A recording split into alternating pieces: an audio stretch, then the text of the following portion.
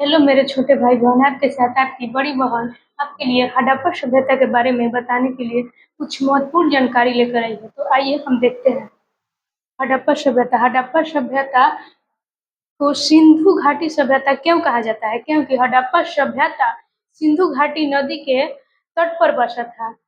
और हड़प्पा सभ्यता का आवागमन व्यापार सिंधु घाटी सभ्यता से होता था, जिसके कारण हड़प्पा सभ्यता को सिंधु घाटी सभ्यता कहते हैं।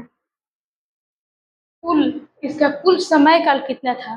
तो कुल इसका समय काल मतलब प्रारंभ से लेकर, जब से शुरुआत हुआ तब से लेकर अंत तक, अंत कब हुआ इसका समय काल आइए हम लोग देखते हैं। 6000 6000 से लेकर 1300 तक इसका पूरा काल समय रहा, जिसमें यह शुरुआत भी हुआ इसका और अंत होते होते ये खत्म भी हो गया।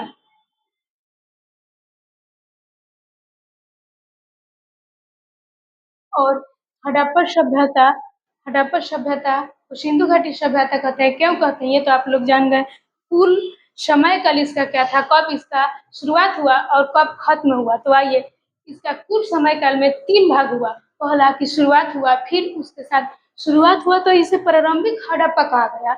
और परिपक्व मतलब लोग अच्छा अपना रहन सहन, अच्छा अपना ये जीवन पालन करने लगे, इसको परिपक्व हड़प्पा कहा गया। और उत्तर हड़प्पा, जब हड़प्पा सभ्यता का अंत होने लगा तब इसको उत्तर हड़प्पा कहा गया। तो आइए हम लोग देखते हैं प्रारंभिक हड़प्पा किसे कहते हैं, कितना से कितना काल समय को प्रारंभिक हड़प्पा कहते हैं। तो ये कुल समय काल 6000 से 1300 है।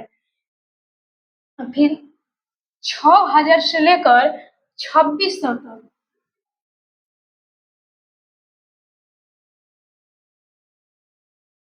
2600 तक जब प्रारंभिक हड़प्पा मतलब लोग लोगों को कुछ जानकारियां मिलने लगा जीवन के बारे, ये जीवन जीने के बारे में इनको कुछ कुछ जानकारियां मिलने लगा, अपना जीवन प्रारंभ कर चुके थे, इसीलिए इसे प्रारंभ हड़प्पा सभ्यता कहा गया।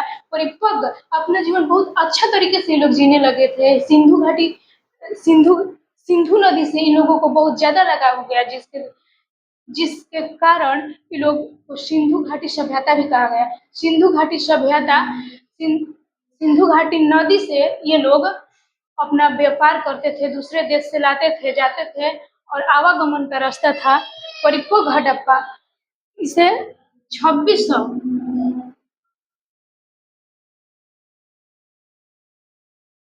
2600 से 1900 तक को परिपक्व हड़प्पा कहा गया। ये जितना काल है 2600 से 1900 काल तक जितना ये चला, इसमें लोग बेहद सुखदायी और अच्छा जीवन व्यतीत कर रहे थे, इसीलिए इसे परिपक्व हड़प्पा कहेगा। उत्तर हड़प्पा, हड़प्पा सभ्यता का विनाश होने लगा, इसका क्षति होने लगा, इसका क्षय होने लगा, ये खत्म होने के कगार पर पहुंच गया, तो इसे उत्तर हड़प्पा कहा गया। तो उत्तर हड़प्पा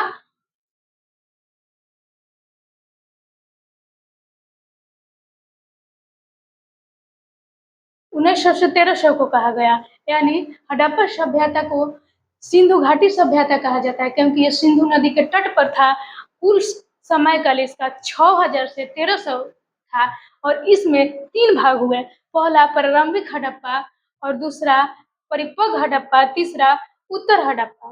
परिपक्व हड़प्पा में लोग इस काल में लोग अपना जीवन बेहद ही सुखदायी और अच्छा व्यतीत कर रहे थे। और ये काल मतलब उत्तर हड़प्पा, ये काल आते आते लोग अपना उनका मतलब क्षति होने लगा, उन लोगों का जो जीवन व्यतीत कर रहे थे क्षति होने लगा। क्षति होने का कारण भी बताएंगे पहले। और देखिए, हड़प्पा सभ्यता का क्षेत्रफल पूरब से पश्चिम तक, उत्तर से दक्षिण तक हड़प्पा सभ्यता का खोज कौन किया और हड़प्पा सभ्यता से कुल कितने नगर मिले, जैसे मोहनजोदड़ो, बनावली, राखीगढ़ी, चंदहुदड़ो, रंगपुरा और बहुत सारे ऐसे नगर है, जगह है, स्थान है जो हड़प्पा सभ्यता से मिले हैं। ऐसे ही अगले वीडियो में बने रहिएगा, जिसके बारे में ये बताया जाएगा और इससे संबंधित बहुत सारी चीजें बताया गया। आखिरकार इसको क्यों परिपक्व हड़प्पा कहा गया, इसको क्यों प्रारंभिक हड़प्पा कहा गया, इसको क्यों उत्तर हड़प्पा कहा गया, इसका क्षय कैसे हुआ, आखिर लोगों को कैसे पता चला कि यहाँ हड़प्पा सभ्यता था, इतना वर्ष पहले यहाँ पर लोग व्यतीत कर रहे थे। ये सब जानकारी के लिए अपनी बड़ी बहन के साथ बने रहें ऐसे ही अगले वीडियो